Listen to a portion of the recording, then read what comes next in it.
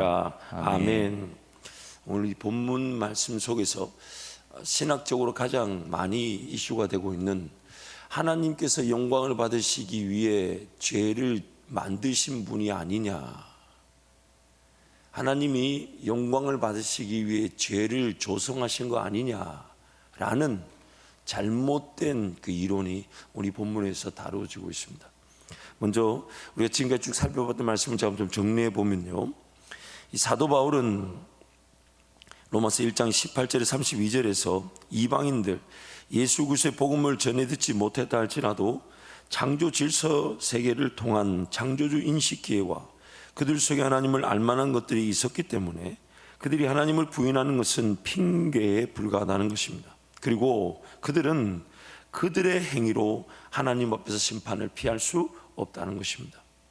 그리고 하나님을 알고 섬긴다고 하는 유대인 그리스도인 역시 심판을 피할 수 없다는 충격적 선포를 2장부터 진행해 오고 있습니다. 오히려 교회 밖 이방인들보다 교회 안 하나님을 섬긴다고 하면서 하나님을 거절할 수 있는 위기에 대해 더 많은 내용을 할애하고 있습니다. 좀 더 쉽게 표현하죠. 우리가 태어나기 이전에 또 예수 그리스도 이후든 이전이든 간에 그들은 복음을 듣지 못했기 때문에 심판을 당하는 것은 억울한 일이 아니냐, 그렇게 질문을 종종 던지죠. 특히 삼국시대 또 그 전에 고조선 시대, 참고로 그 모든 시대들은 이 역사 시간표에 따르면 예수님 이후 시대 사람들이, 더군다나 거슬러 올라가 보자면 노아 홍수 심판 등 또 그 거슬러 올라가 보자면 그 에덴 동산에서의 그런 창조 세계, 하나님의 창조 질서들, 모든 것들이 그 하나님을 떠나서 이해될 수 없는 삶을 사는 것이 이 세상이었습니다. 그들은 복음을 듣지 못해 억울한 심판을 당하는 것이 아니라 그들의 행위로 심판을 당하는 것입니다. 하나님을 떠나 죄를 짓고 방황한 죄로 심판을 당하는 것이지, 예수 그리스도를 듣지 못했고 믿지 못해 그 기회가 없어 심판을 당한 게 아닙니다. 또한 교회 안에도 하나님을 섬긴다 하지만 여전히 자기 인간적 능력과 실력으로 하나님을 섬긴다 하는 자들이 있다 보니까 교회 안에, 즉 유태인 그리스도인이라 지칭되는 교회 안에 하나님을 섬기는 자들도 그들의 행위로 심판을 피할 수가 없다는 것입니다. 그러면서 오늘 이제 로마서 3장 1절에서 8절 말씀에서 좀 더 구체적인 교회 안에 먼저 하나님의 말씀을 받았다는 그들도 결코 핑계댈 수 없는 이유들을 이제 나열하고 있습니다.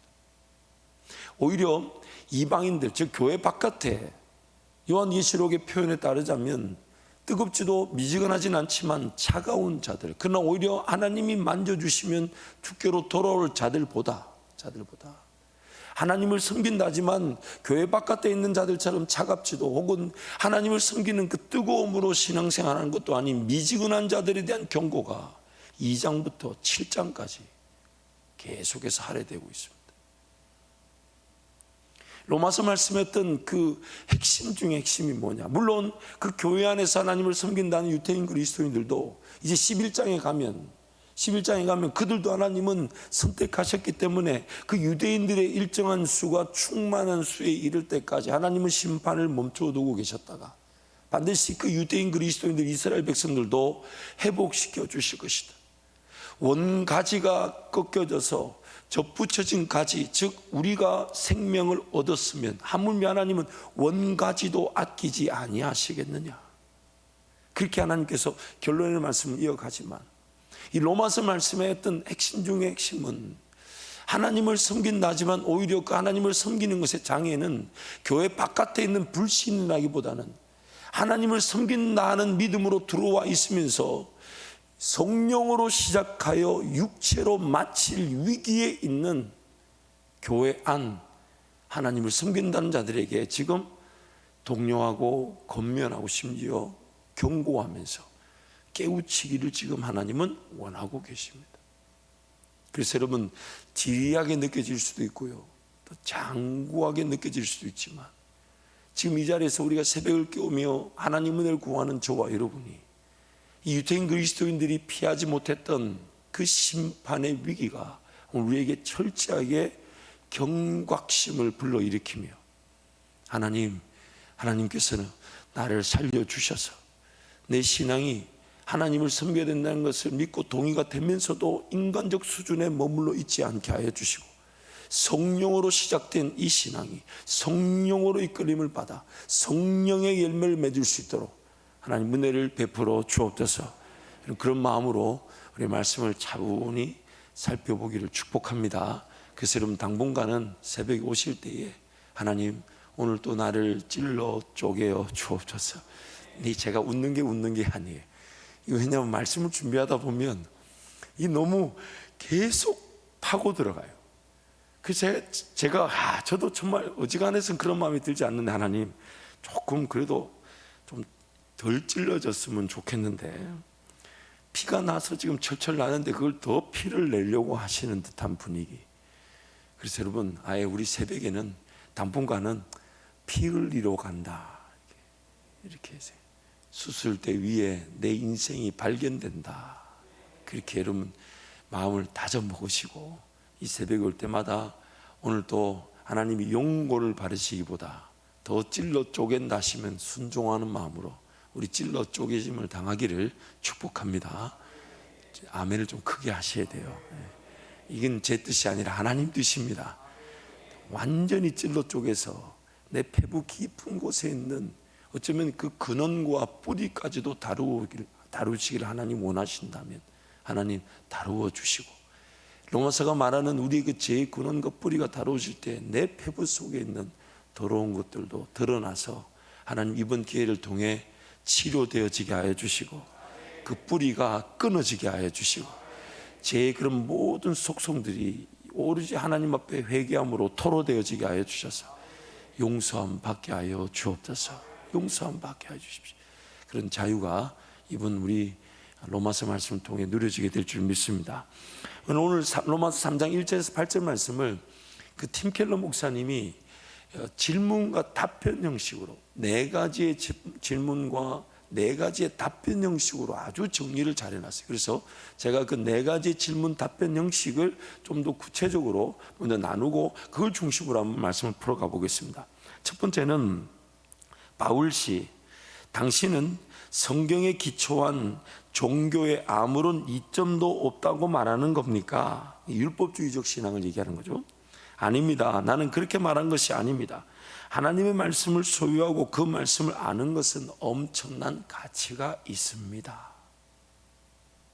오늘 1절부터 8절 말씀에 이런 이 질문과 답변 형식으로 이해하기 쉽게 만들었죠. 두 번째 질문은, 알겠습니다. 하지만 많은 사람들이 하나님이 아들 예수 안에 나타난 의의 복음을 믿지 않았기 때문에 그 말은 공허하게 된 것이 아닌가요? 하나님이 하신 약속은 어떻게 된 겁니까? 즉 유대인들, 당시 그리스도인들 하지만 그들은 의의 복음인 예수 그리스도를 통한 복음을 거절하고 율법주의적 사고관 안에 갇혔으니까 복음이 그들에게 전달되지 못한 것처럼, 실패한 것처럼 느껴지는 거 아닙니까? 이 질문이죠. 답변이, 그 백성들은 약속을 믿지 못하고 멈추었지만 하나님의 구원의 약속은 더 나아갔습니다. 우리의 불성실함은 성실하게 약속을 지키는 하나님만 더 돋보이게 할 뿐입니다. 약속을 지키기 위해 하나님이 하신 일을 생각해 보십시오.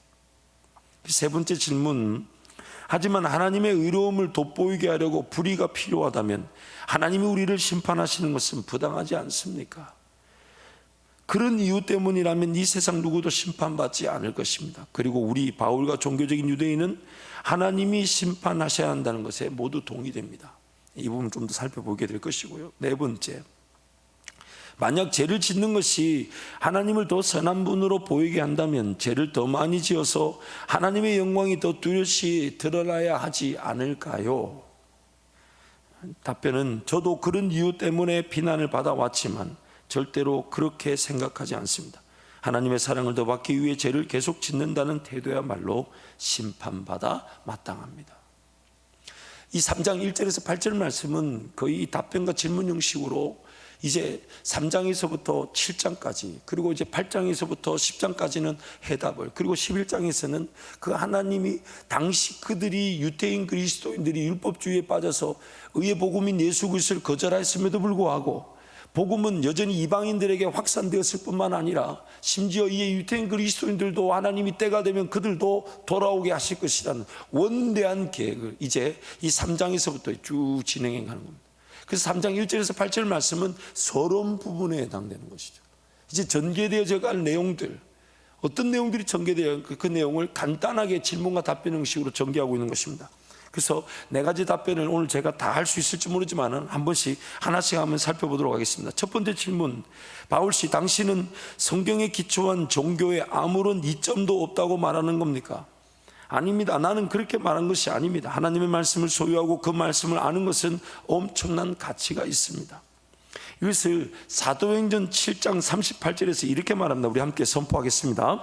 시내산에서 말하던 그 천사와 우리 조상들과 함께 광야 교회에 있었고 또 살아있는 말씀을 받아 우리에게 주던 자가 이 사람이라. 자 보세요. 당시 이스라엘 백성들도 광야에 있었는데 그 광야에 있었던 이스라엘 백성도 사도행전에서 뭐라고 표현하냐면 뭐였다고요? 교회였다는 겁니다. 또한 그들이 시내산에서 받은 말씀, 그 율법의 말씀도 이 스데반의 설교에 따르면 뭐라고 얘기하냐면 살아있는 말씀이었다는 겁니다. 이스라엘 백성들이 구약에 광야에 있었지만 그 광야에 있었던 그들도 교회였고, 또한 그 교회, 광야 교회에게 시내산에서 율법을 주신 것도 그 율법도 그들에게 주신 살아있는 말씀이었다는 것입니다. 아무런 유익이 없거나 아무런 이점이 없는 게 아니라는 거예요. 그 자체도. 그래서 좀 이따 이제 우리 6장과 7장 가보면 하나님의 율법도 선하고 계명도 선하다. 율법이 선하다는 거예요. 하나님의 살아있는 말씀이라는 겁니다. 분명히 그 이점이 있다는 것입니다. 하나님의 선택을 받고 하나님의 백성으로 민족을 이루어 하나님과 동행할 수 있다는 것 자체가 굉장한 특권입니다. 특권입니다. 그들을 얼마나 사랑하셨습니까? 그래서 아브라함을 통해 다시금 민족을 이루시기 위해 애굽에 내려갔지만 애굽에서 민족을 이루셔서 그들을 출애굽시키셔서 광야 여정 동안 만나와 메추라기로 하늘의 그런 구름 기둥과 불 기둥으로 하나님 그들을 먼저 선택하시고 또한 그들에게 말씀을 주셨다는 것은 그들이 선택받은 백성으로서의 굉장한 특권이었던 거죠. 예수 그리스도의 초림의 길을 예비하고 준비하는 것에 쓰임을 받은 것 자체가 굉장한 은혜입니다. 은혜입니다. 하나님의 한번 선택하심에 따라 결코 버려지고 지지 않고 포기되지 않는 관계 자체가 축복인 것입니다. 축복인 것이에요. 무엇이 죄인지도 무엇이 하나님을 거절하고 불순종하는지도 몰랐던 자들에게 율법을 통해 죄가 규명되고 하나님께 불순종하는 것이 무엇인지를 알게 되는 것이 은혜입니다. 만약 율법의 말씀이 아니었다면 그들은 죄가 죄인 줄도 모르고 죄지었습니다. 하나님과의 관계적 측면에서 하나님의 백성으로 살아갈 안전장치였습니다. 이제 벗어나면 어떻게 된다고요? 죽는다. 벗어나면 죽는다. 이게 창조했을 때는요, 어떤 부정적인, 즉 그 죽음 자체를 전제하지 않은 명령이었습니다. 따먹지 마라. 따먹으면 어떻게 된다? 죽는다. 그러나 이미 그들은 따먹어 죽게 되어서 율법의 말씀이 뭐라냐면 너희들은 이미 죽게 되었는데 죽게 되은 그 자체를 인정하지 않고 살아간다. 죽음 그 자체가 지금 내 코앞에 닥쳐 있는데 거기에 맞추어 살아가야 되는데 그걸 위기로 여기고 살아야 되는데 그 죽음 자체를 별로 중요하게 여기지 않는다. 예수 믿기 이전에 우리의 삶이 어땠습니까? 남들도 죽고 나도 죽고 뭐 죽는가 보다. 그 죽음 이후의 삶에 대해서 전혀 무관심해. 그것 자체에 그렇게 중요성을 여기지 않아요. 이 땅에 길어봐야 70, 80, 뭐 100세를 산다 해도 영원의 시간에 비하면 아무것도 아닌데 나에게 지금 긴급한 문제가 뭡니까? 나에게 가장 지금 우선적으로 해결돼야 될 문제가 뭡니까? 뭘 먹고 뭘 마시고 뭘 입고 이런 거 아니라 그거는 하늘의 아버지 하나님이 해결하실 문제고 그분이 지으셨어요. 그분이 이 땅에 나를 존재케 하셨어요. 그 하나님과 동행하며 살아야 되는데 그 하나님과 동행할 수 없도록 끊어졌단 말이에요. 그리고 끊어진 것은 단순히 내가 들어야 될 하나님의 음성이 못 듣고 내가 섬겨야 될 하나님의 음성을 내가 섬겨야 될 하나님을 섬기지 못하는 그런 수준에만 갇혀 있는 것이 아니라 현실적으로 죽으면 지옥 가는데, 오늘 밤이라도 나를 부르신다는 그 죽음은 내일의 문제가 아닌 오늘일 수 있는데, 그럼 거기에 맞추어 살자는 겁니다. 거기에 맞추어. 그런데 그 죽음을 인식할 줄 모른다는 거예요.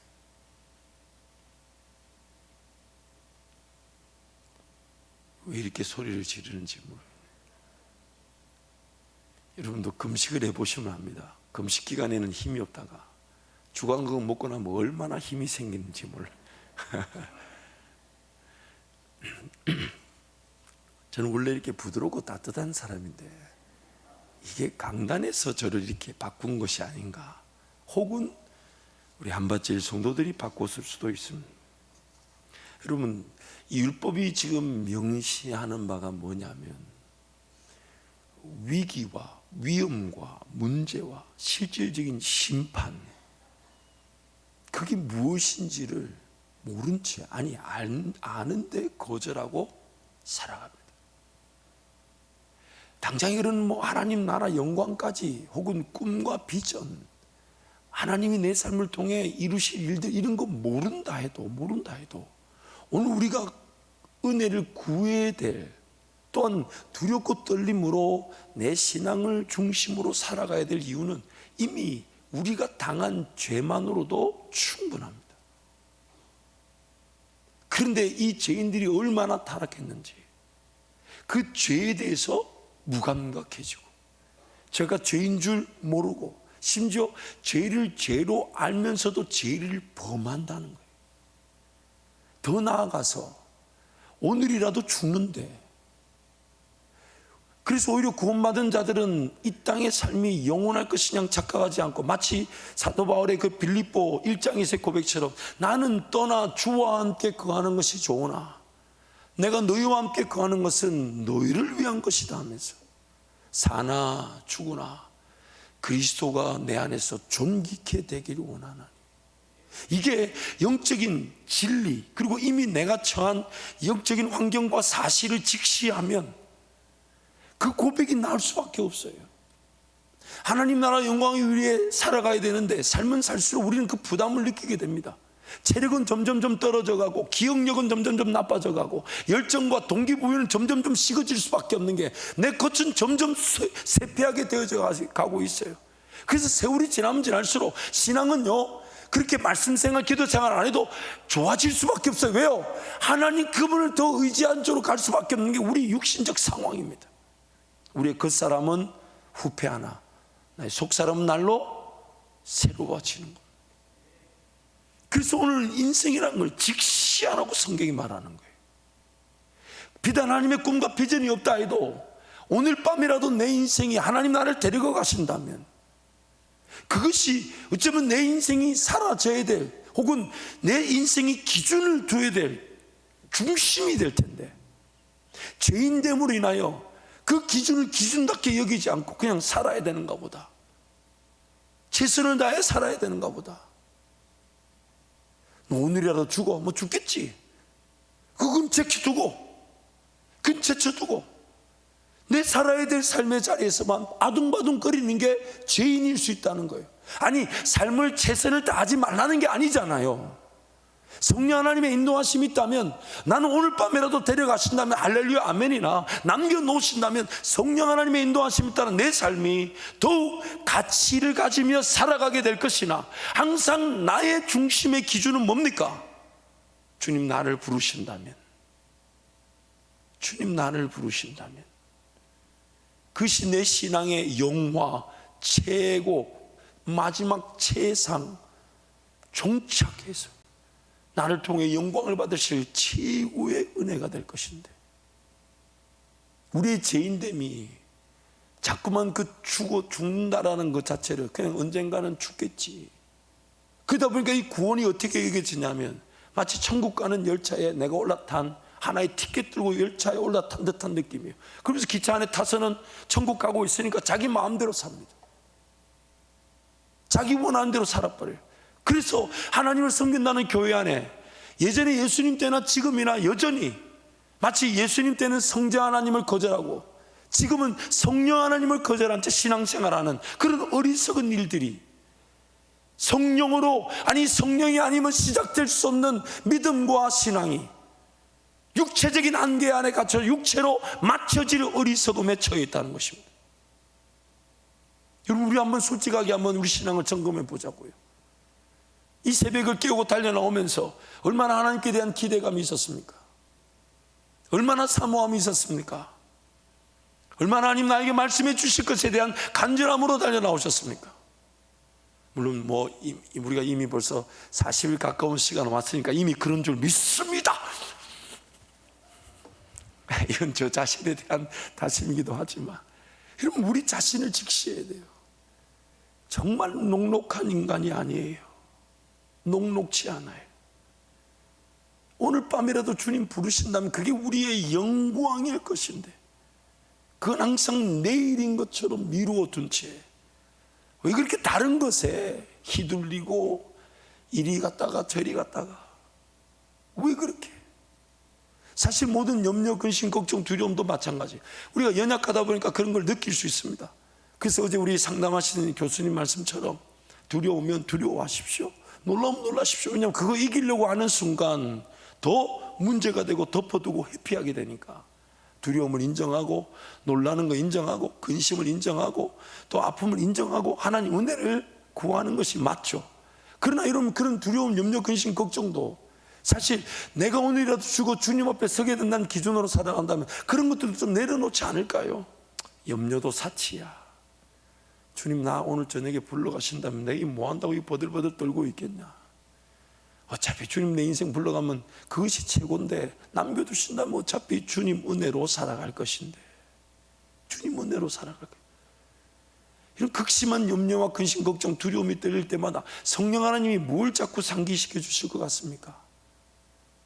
두 가지죠. 내가 너와 함께 한다. 그래도 못 믿으면 내가 오늘 그냥 너를 천국으로 데려가면 어떻겠냐? 그럼 막 싫은 거예요. 그건 안 되고. 그러니까 더 염려하는 거예요. 더 염려하고 더 근심하고. 아니, 성경이 지금 그 얘기를 하고 있지 않습니까? 하고 있지 않습니까? 그런데 우리는 그것을 자꾸만 내일인 것처럼, 언젠가인 것처럼, 그것이 제일 우선순위라기보다는 그냥 내가 해야 되고 할 수 있고 혹은 하고 싶은 것을 우선시 여기며 삽니다. 내일 죽더라도 오늘 살아야 되잖아. 아니요, 여러분, 바뀌어야 돼요.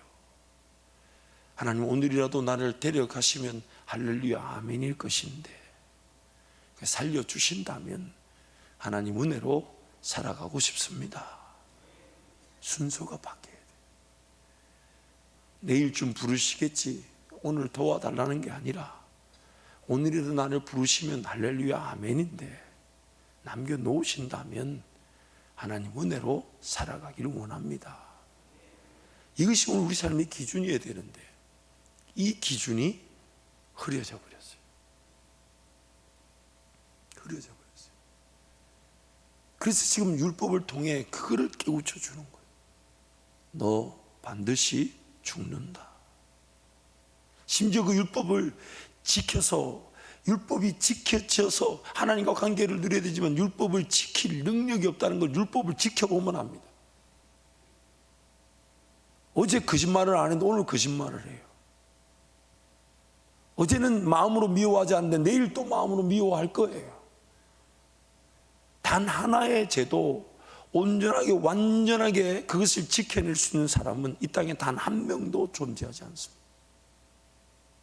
우리는 그 율법을 지켜낼 수 없어요. 더군다나 율법을 지켜내려고 하다 보면 제사를 계속 드려야 되는데 짐승을 잡아야 되고 내 있는 것으로 하나님께 나아가야 되는데 왜요? 언제 죽을지 몰라 하나님 앞에 서게 된다면 죄 가운데 빠져 있다가 지옥 가는 인생으로 끝이 나서는 안 되니까 하나님과의 관계 중심이 제일 중요하니까 그래서 하나님 앞에 나아가야 되는데 이놈의 죄가 재물이 준비되기도 전에 막 뛰쳐나오니 재물 준비하느라고 인생이 적지 않게 힘들 거예요. 우리가 구약으로 돌아가 살아봐야 돼요. 이게 얼마나 심각한지 여러분 전혀 심각하게 생각 안 하시잖아요. 예수님 때문에 이런 지금 고민을 안 하다 보니까 그 재물만 늘 좀 준비해 놓는데 죄가 더 많이 지어져. 그래서 재물도 준비하다 하다 안 되니까 나중에 삶이 점점점 풍성해지는 것이 아니라 어떻게 됩니까? 피폐해지게 돼요. 율법을 지키려고 하면 할수록 삶은 더 풍성한 생명의 길로 가는 게 아니라 점점점 죽음의 길로. 왜요? 율법의 목적이 너는 반드시 죽는다. 그래서 율법을 지키려면 지킬수록 우리는 율법 자체의 그 저주에서 벗어날 수 없다는 것을 발견하게 돼요. 그런데 우리는 지금 그 죄의 심각성과 내가 처한 죽음의 심각성을 관과한 채 살아갑니다.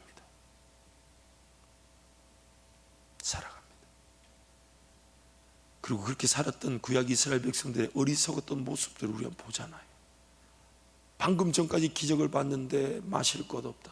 방금 전까지 기적을 봤는데 먹을 것 없다. 방금 전까지 먹을 것 마실 것 만나와 반석에 줬는데 뭐 고기를 씹게 해달라.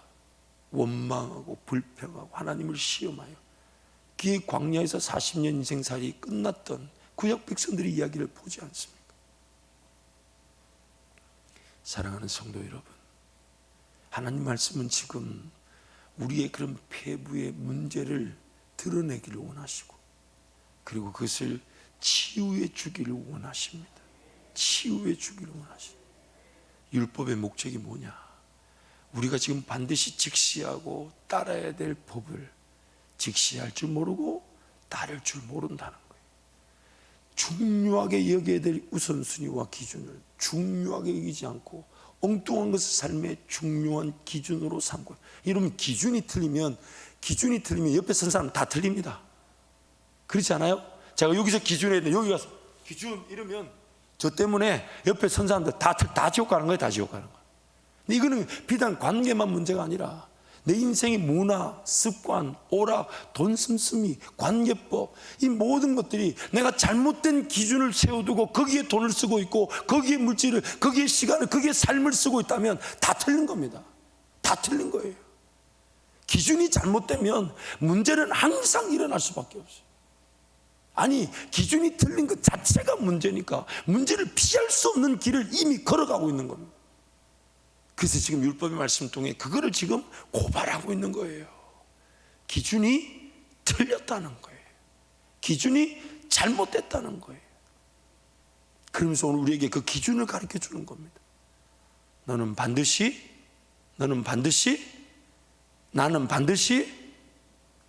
목사만 죽어요? 한번 가슴에 손 얹고 나는 반드시 죽는다. 이게 율법인데 은혜는 이렇게 얘기합니다.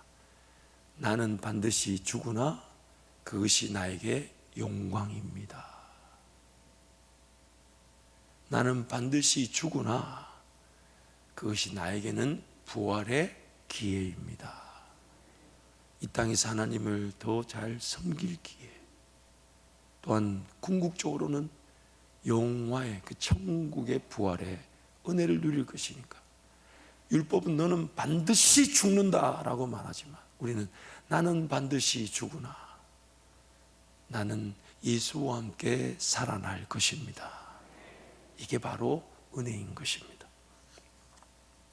율법의 목적에 충실하였다면 인간의 능력으로는 준수가 되지 않는 율법의 역할에 따라 더욱 하나님의 은혜를 구할 수 있었을 것입니다. 사랑하는 성도 여러분, 오늘 이 하나님의 말씀의 분명한 그 요지와 분명한 목적과 목표를 우리는 분명히 깨달아야 합니다. 그것은 바로 율법의 말씀도 살아있는 생명의 말씀이었어요. 그리고 율법을 통해 오늘 우리를 깨우치기를 원하셨던 것은 나의 죄인됨의 영적 형편과 그 죄로 인하여 죽을 수밖에 없다는 것, 그거를 직시하며 살라는 겁니다.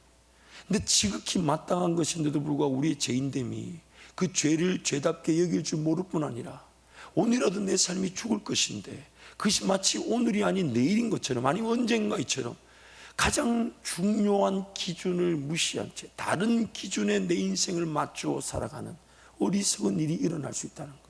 그래서 하나님이 율법을 통해 그것을 고발하고 계신 거예요. 그리고 우리에게 가르쳐 주고 계신 거예요. 그러므로 여러분, 잊지 마십시다. 우리는 어차피 살아도 주를 위해 살고 죽어도 주를 위해 죽는 인생. 그렇다면 이 땅에서 하나님 나를 데려가시되 남겨두신다면 은혜 안에 살게 도와주옵소서. 우리 찬양하고 기도하겠습니다.